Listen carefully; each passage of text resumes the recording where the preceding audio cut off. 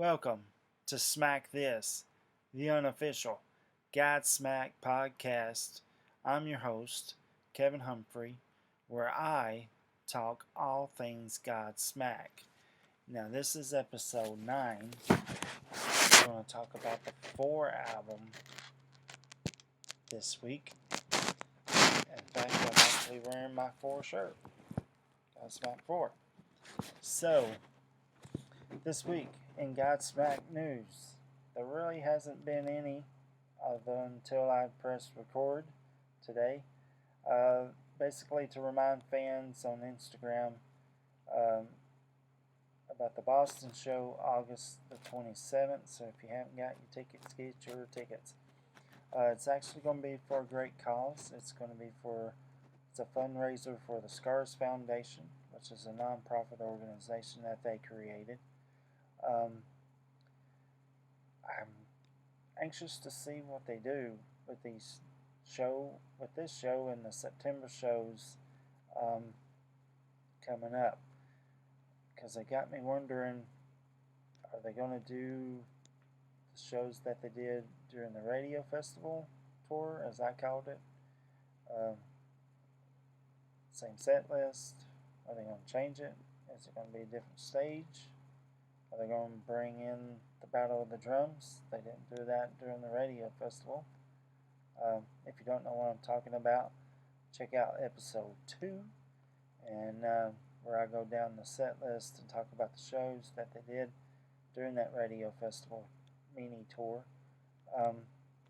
So yeah, it's kind of got me wondering, and I'm excited as well. Can't wait. So let's talk about what we're here to talk about, and that's episode 9, and that is Godsmack 4.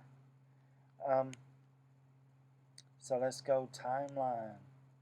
The band did the Faceless album. They did a headlining tour of their own of arenas. During that time, when they were kind of winding down, Metallica asked them to do some shows with them as special guests.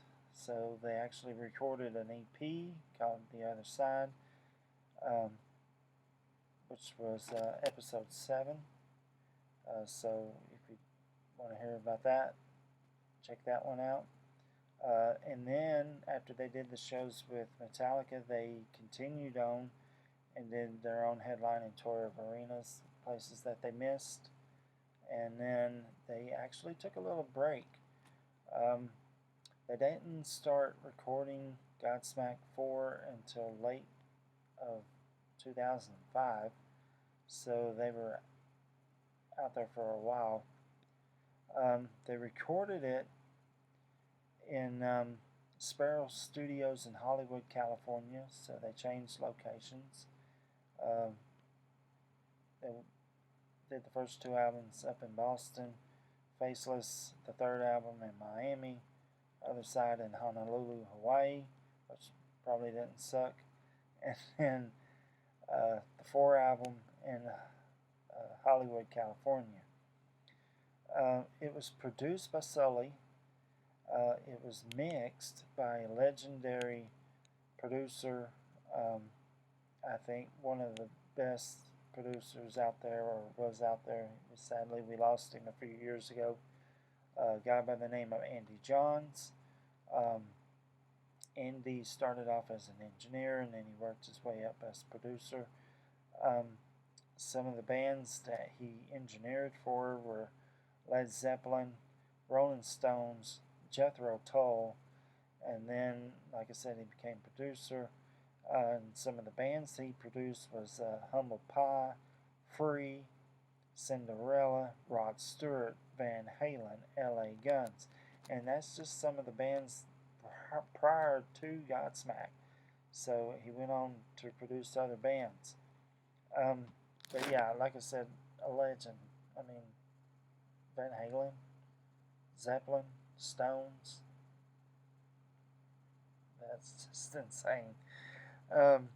So it was released April the 25th, 2006. The album spawned off three singles off the album: uh, Speak, Shine Down, and The Enemy. Now, they were all hit songs.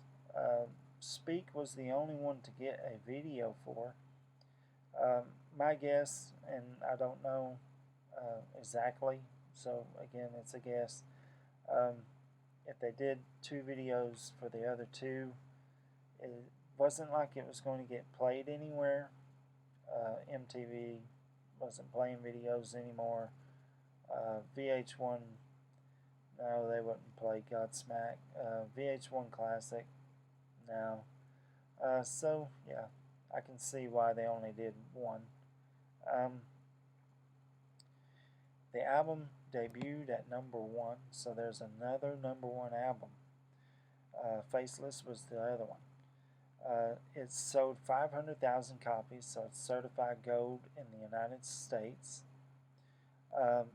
Plus, what's really interesting about this album is there are 3 songs on the album that's actually written by all 4 members of the band together.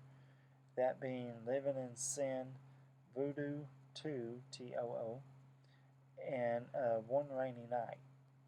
And we're going to talk about those tracks here in just a second. In fact, you know what? Let's do it now. We're going to go track by track.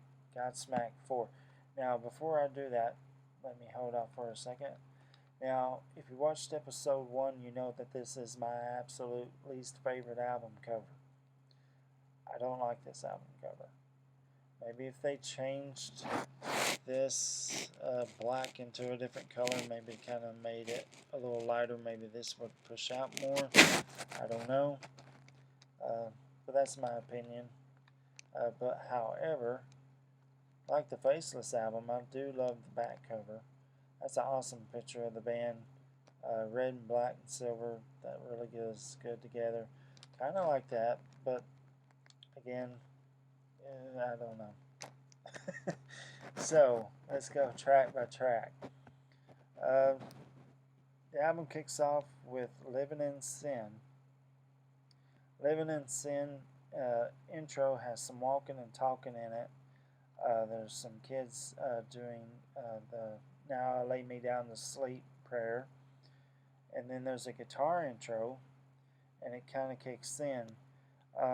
It's kind of a haunting kind of song. That's the best way I can describe it. You just have to hear it. It's really good. The lyrics are great. You can tell Sully really worked on his lyrics on this album. It's really good. It's so good. There's my catchphrase. So, we're going to go to track number 2, and that is Speak. Now, when I first heard this song was freaking amazing. I fell in love with the song. The lyrics are so good. The chorus is great. Yeah, I could not wait to get this album when it first came out, just because of this song. Starts off with a guitar distortion, then the band kicks in. It's got a great groove, catchy chorus. Another interesting part is in the middle part of the song. There's actually some talking in it, and it's John Costco, who is actually on the Other Side EP. He and Sully did the song Touche. That's on episode 7 if you want to check that out. Me talking about that track. Yeah, but what I really liked was Sully was lending a helping hand, kind of like what he did during the Other Side EP. John and the original guitar player for Godsmack, Lee Richards, had a band called Dropbox, so again, he was kind of helping them out. I thought that was kind of cool. But great song, fantastic. Track 3 is The Enemy. Starts off with a rock intro. It's hard to explain. It's kind of a marching kind of sound. I really don't know how to describe it. You just have to hear it and tell me what you think. Then it builds up, and then it kicks in. Great groove. Sully does that raspy singing during the verses and actually sings during the chorus. Um, it's a very angry kind of song. Um, One of his friends betrayed him around this time, and yeah, Sully wasn't happy, and you can hear it in the lyrics of the song. Not that it's a bad song; it's a great song. I really like this song. Um, Track number 4, another one of those songs I just absolutely fell in love with when I heard it when I bought the CD. Shine Down. Shine Down has it's kind of like a traffic kind of cars driving by, um, and then it's also got a harmonica beginning. Sully playing a harmonica. Can't go wrong with, for me, uh, harmonicas in a song. Um, I don't think a lot of rock bands do it anymore. Um, I think Aerosmith and U2, um, Sully doing it in this song. Yeah, some of the songs just fit it. I mean, it's just great. In fact, actually, there's a harmonica solo in this song. The lyrics are fantastic. It's kind of a bluesy song, Godsmack style. It's really good. It's so good. Like I said, I love this song. I kind of wish they would play this song more live. In fact, I don't think they played it since the 4 tour. So, if they're watching or listening, bring it back, please. Let's see. So, we're going to go track number 5, and that's Hollow. Hollow is kind of the mellow point of the album, so it kind of goes up high and kind of does its thing. Shine Down kind of puts you in the middle, and then Hollow kind of levels you out. Um, it's got a great acoustic guitars in it. The singing's fantastic. The lyrics are amazing. It's actually got a guest singer in it, Lisa Geyer. She's helped sings on this, some of the backing vocals and stuff with Sully. There's the way they sing together. It's really good. Lisa's also on Sully's 2 solo albums that he's done, Avalon and Hometown Life. She's also part of his solo band when he does solo shows. Yeah, she's really good. They actually match each other really great. Um, Give the song a listen. Um, I promise you won't be disappointed. The lyrics are just really good in it. Um, Now we're going to pick back up, and that is track number 6, No Rest for the Wicked. Um, Great guitar intro. Sully brings back the talking box in this song. Um, the singing is great. Um, it's a different kind of song than what they've done in the past. Um, he sings and the band kind of stops playing, and then towards the end of the verse, the band kicks back in. It kind of does that a lot during the song, but it's great. It's really good. It's so good. Yeah, No Rest for the Wicked is great. Um, Let me see. Catchy chorus, fantastic groove. There's an awesome break in the middle of the song. It just rocks. It's really good of a song. So now we're going to go to track number 7. Track number 7 is Bleeding Me. Now, when I first bought the album, when it came out in April of 2006, which is hard to believe, I remember reading the track listing and thinking this would be like a Serenity or a Running Blind or Voices or that kind of a song, kind of a slower song, um, but I was wrong. In fact, the guitar intro of it kind of sounds that way. So you're thinking, okay, well, this is where this is going. And then all of a sudden the band kicks in, and you're like, whoa, what is this? It's totally unexpected. Again, it's a different thing. I like that. I think that's great that they change things up. The lyrics are awesome, great groove. Tony has a great guitar solo in the middle. It's just really good. It builds up and comes down, and it's just a great song.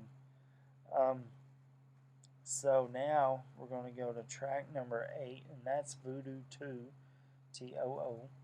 Um, Again, when I got the album and I saw the track listing, I was like, oh no. I could kind of see what they were trying to do, which was reinvent it, maybe give it, I don't know, fresh coat of paint, or revise it, or I'm really not sure. Like I said, I get what they were trying to do, um, but the other part of me was like, well, how can you do this to such a classic song like Voodoo on the first album? Um, I kind of think they got the hint, or maybe was inspired, I should say, by Metallica. Metallica did Unforgiven and Unforgiven 2 and Unforgiven 3, and Unforgiven 2 is my favorite, by the way, out of those. But, I can kind of see what they were doing and kind of changing the song totally different. And so I kind of go back and forth on it, um, being such a huge fan of the band. So, I guess I'll give them a thumbs up for trying. Is it my favorite song? Who knows? You'll just have to stay tuned and find out. So I took some notes on it. It starts off with the voodoo from the first album. It kind of fades in. Um, the tone of the song is a little lower. It's kind of like if they turned it down and you can barely hear it. I mean, you can hear it, but it's kind of low until the new version of it kicks in. The bass and the drums on the song is still the same as Voodoo on the first album. Uh, Now, the lyrics, of course, are changed. Um, Tony's guitars on this song is changed too, so he's playing totally different. And in fact, he actually plays the guitar solo in the song, so that makes it totally different. Let me see. Yeah. So, yeah, like I said, I can kind of see where they were coming from, and but then part of me was like, well, why would you mess with it? Um, so now we're going to go to track number 9, and that is Temptation. Temptation has this great guitar intro. It's really fast. It's almost, I would almost put it Motorhead-ish, maybe a little bit of a Ramones-ish kind of punk sound guitar. It's really good. It catches your ear, that's for sure. Um, let's see, and then the band kicks in, and it just rocks. There's great scene. There's a middle break with the guitar again. That intro, like the intro, um, it's really good. It's so good. It's different, like kind of like No Rest of the Wicked or Living in Sin.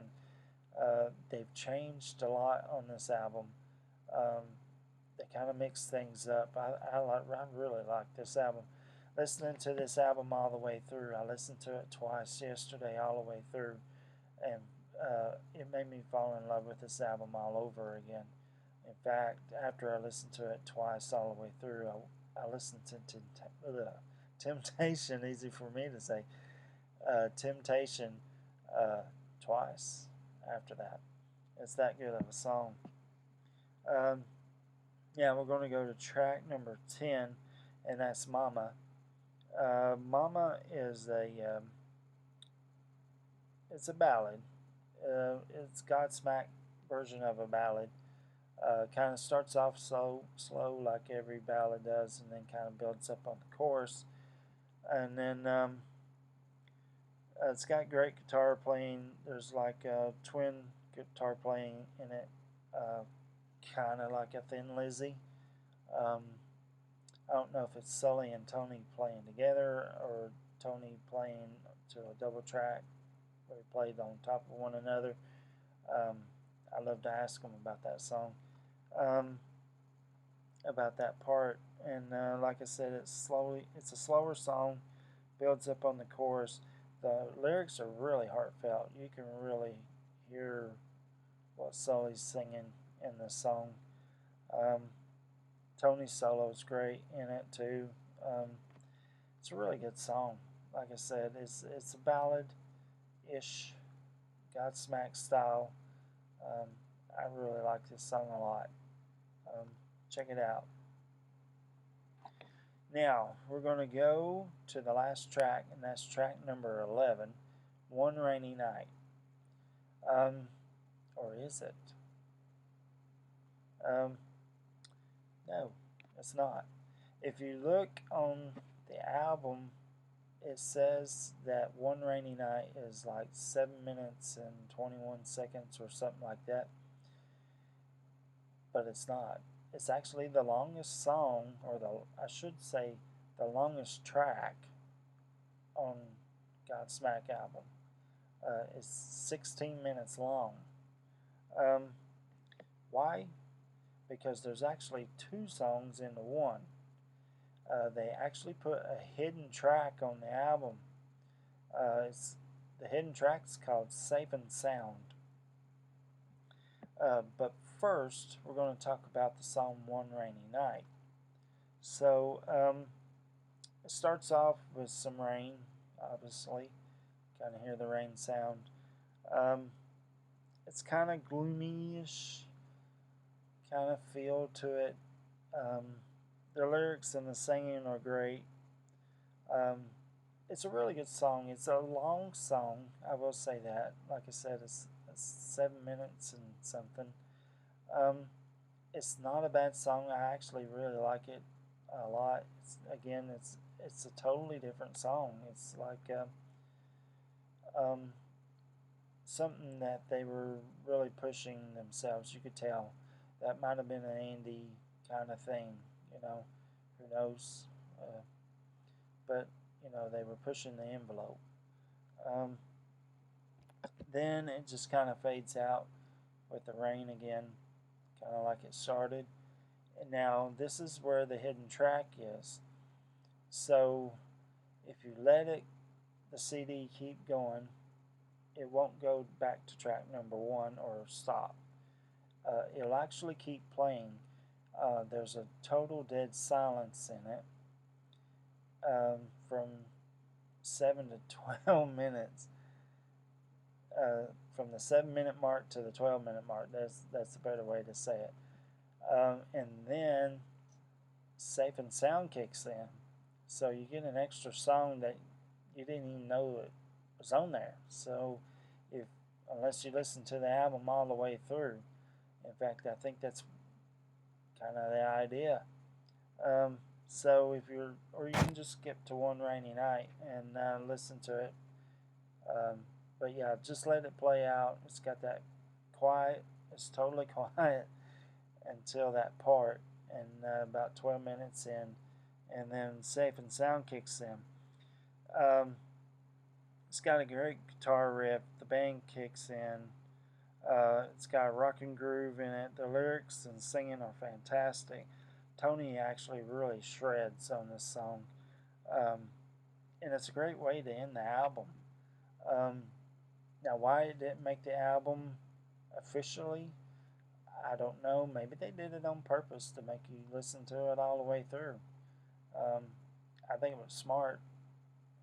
It's a great song. It's a great way to end the album. So you kind of think it's ending with this really kind of slowish song, and then if you keep listening and thinking, well, when's it going to go back to track number one or CD stop or whatever, and then you get this bonus song. So it's really, really good. I love it. I think it's fantastic. Okay, so now let's rate the album. 1 out of 10, 1 being the worst, 10 being the best. I'm going to rank it a 10. 10 out of 10. I think it's still a great record. I love it. Like I said, when I listened to it twice yesterday all the way through, it made me fall in love with it again. Again, it's not one of the albums I go to a lot until they put out a new one, and then I go back from the first album and listen all the way through. Now, best. Well, let me get to the least favorite song or songs on the album. You may have guessed it. It's Voodoo 2 TOO. Like I said, back and forth. I kind of see why they did it, but then again, as a fan, I'm like, why did you do it? So, yeah, I'm not a big fan of it. I wasn't a big fan of it back then. I'm still not a big fan of it now. But that's me. I mean, it could be your favorite. Best song or songs on the album. I'm actually going to stay away from the 3 singles, even though I could pick all 3 of them because I love all 3 of them. I'm actually going to go with the other songs. I'm going to pick Living in Sin, Hollow, No Rest for the Wicked, Bleeding Me, Mama, One Rainy Night / Safe and Sound are my favorites on the album. I pretty much could pick all of them except for Voodoo 2 as my favorite songs on the album. So, I also want to talk about something else real fast.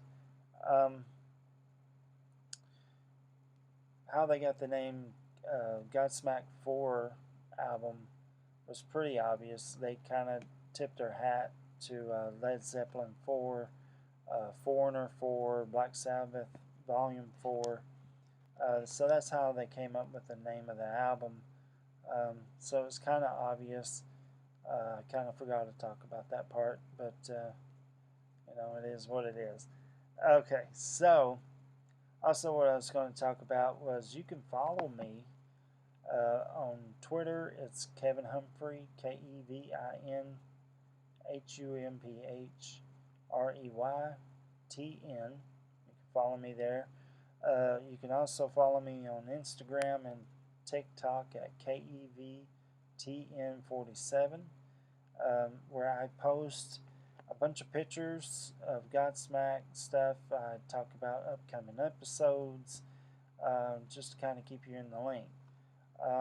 Also, if you know any fan that's a Godsmack fan, loves talking about the band, hearing about the band, send them my way. Send them to this podcast. Smack This, the Unofficial Godsmack podcast. They can Google search it. They can search it on YouTube. Yeah, so let's get it going. So homework. Homework this week. You rate the record. You tell me. 1 out of 10.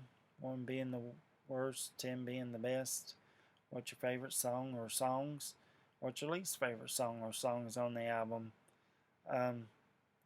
Now, next week is episode 10. Can you believe that? 10. And ironically, I didn't plan on it, but it just kind of happened this way because episode 10, I'm going to talk about the greatest hits album, 10 years of Godsmack, the good times and the bad times. I'm not going to go in depth on track by track the listings. You can kind of go back and watch the past episodes to get that, but I will talk about the tracks and stuff like that, but not in depth. I will talk in depth of the new song, which was the cover of the Led Zeppelin song, and I will talk about the bonus DVD that came inside of it, the acoustic show that they did. So yeah, so that's upcoming, plus some other stuff about the acoustic shows that maybe you did or didn't know about. So again, let's keep the ball going. I can't wait until next week. I'll see you guys next week, next Thursday. Until then, you just got Godsmack.